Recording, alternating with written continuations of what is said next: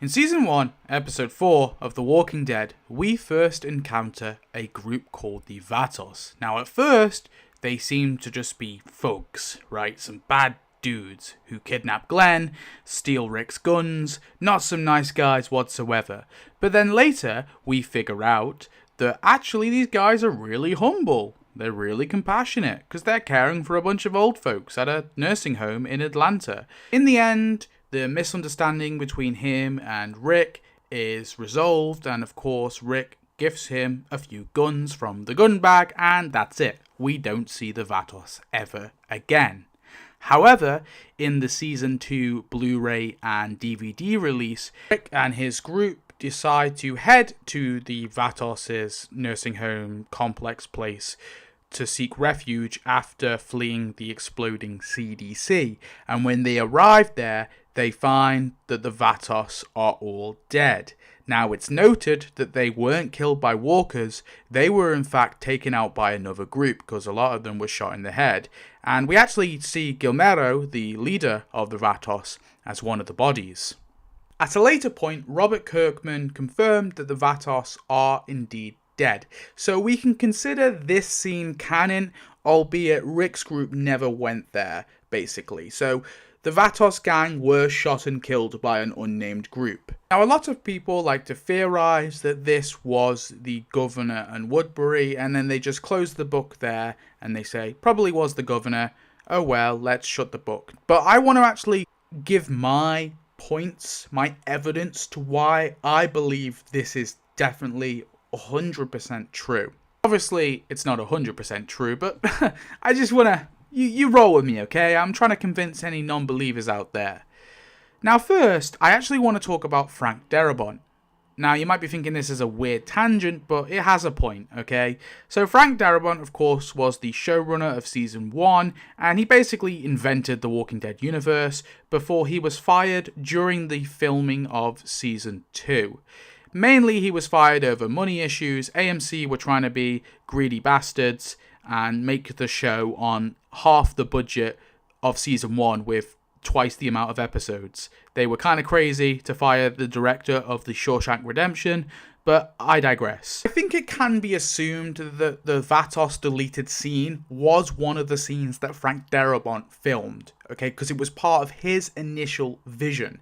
The reason why I believe this is because A, it was cut, and B, there's no indication that Rick's group ever go to the Vatos. So it was quite clear when Glenn Mazzara took over, he just decided to scrap the whole Vatos stuff and instead start off with the group leaving the CDC and heading to the vehicle-jammed highway. Now, why is this relevant? Well, I believe this is relevant for a good reason, because I think this scene was indeed meant to be set up for a later date and for a later group.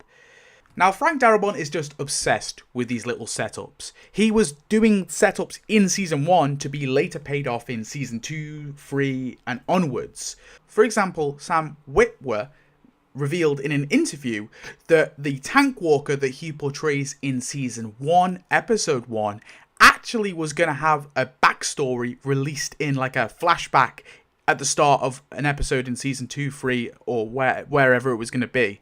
Here's him explaining it. Look, I think it'd be really cool to tell a prequel story about how Atlanta fell. You Black Hawk Down, but with zombies. And your character will go through and you're a soldier and all these horrible things happen and the chain of command breaks down and eventually you have to take out your superior officer to save a bunch of people, and then eventually in the end you get bit.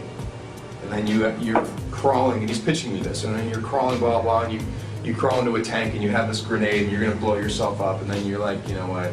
You set the grenade next to you, and then you die. And then we reprise the scene from the pilot where Rick crawls in the tank and there's a zombie there. And if you look closely, I played that zombie because we were setting up this prequel that we were going to do. And then he gets that grenade, which saves them at the end of the season. So there we go. Frank Darabont likes his little setups, okay? So why would the Vatos group be killed by people and not walkers if this wasn't going to become relevant later on? Now, think to Season 3. What is one of the main themes of Season 3? The tagline of Season 3. It's fight the dead, fear the living. And like the tank walker was set up for a scene likely in Season 2, I believe this scene, that's in the first episode of Season 2 is set up for something later in Season 3. And what group is in Season 3? Of course, the Governor and Woodbury. If we take the deleted scene as somewhat canon as well, we also know that the Vatos were taken out basically sometime a week after Rick left them. Now clearly, there was a particular group in the vicinity during this time, because we later learn in Season 3 that the Governor saved Merle's life. Merle had chopped his arm off, cauterized the wound, was bleeding, was near death, was suicidal when the Governor found him. Now, I don't believe Merle would have got that far. Maybe he would have got somewhat out of the city. Maybe in the outskirts of the city, perhaps. But I don't believe he's getting that far, alright? There's no way he's getting all the way to Woodbury. So I believe the Governor, who says he found Merle on a scouting mission, was scouting somewhere in Atlanta. I believe the scouting mission that the Governor was on when he found Merle was in fact a scouting mission on the Vatos. He was preparing to take out and kill everyone in the Vatos to steal their medical supplies and to steal their recently acquired guns and all the other weapons and supplies that they have to offer. This is quite clearly the Governor's MO, because in his debut episode we see he does this. He takes this guy called Wells, who's obviously injured in the helicopter crash, and he gets Wells to trust him and then reveal where the rest of the National Guard are. And then the Governor kills Wells, and he just takes out the National Guard and steals all of their supplies. Now, why does he do this? Because the National Guard are not going to be easy to control. The Governor's not going to be able to manipulate these guys. Now, if there was just one of them, then sure, he'd probably keep them. But having all these dudes who are like authority figures is just going to ruin his grasp on power. And I think the same is true with taking in the Vatos. Taking in all these guys who are all part of a collective gang is just going to potentially hurt his power on Woodbury. And the old folks are just no good to him. They're no use. Like, what are the old folks going to do for his community? Nothing. So that's why I believe he took them out, because the supplies were greater than the people. Just like with the National Guard. So that's it, really. I feel like that's all the evidence we need. We know that the Governor was in the area when the Vatos were all killed, and we know that this is totally part of his MO. And then on top of that, we also know that Frank Darabont likes to do little setups, and he filmed this scene, so this was clearly a setup for something in Season 3, and what else would it have been other than the Governor? However, I have one last little batshit crazy piece of headcanon to add to this. Now, this concerns Travis Love. Who is Travis Love, you might ask? Well, Travis Love portrays Shumpert in Season 3 of The Walking Dead. And Travis Love also follows me on Twitter, and my character profile is pinned in his Twitter profile, so I've just got to give all the love to Travis Love for a start. However, Travis Love also portrays a Vatos member in Season 1 of The Walking Dead. He's one of the guys who holds Glenn on the roof, using him as a sort of hostage so they can get their hands on Rick's guns. Now, there is no indication that this Vatos gang member and Shumpert are meant to be the same character, but in my little headcanon, I like to consider them to be the same character, and I think this opens up a theory to how the Governor took out the Vatos. So we know the Governor is not beyond any tactics to try and take out a group. He's happy with lying, he's happy with intimidation, he's happy with torture. So there's a few ways I think he took out the Vatos in using Shumpert. The first theory is that Shumpert, being one of the Governor's, most loyal men, decided to head into the Vatos and infiltrate them, either by claiming to be one of the gang members or just by gaining their trust.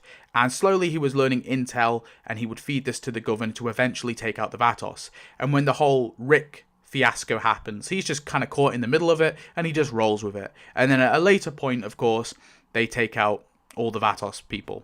Or the other way it went down is the Governor somehow approached Shumpert, who was dissatisfied with the Vatos' leadership and with caring for the old folks, and somehow convinced Shumpert to help him take out the Vatos, and then eventually Shumpert heads to Woodbury and joins that community.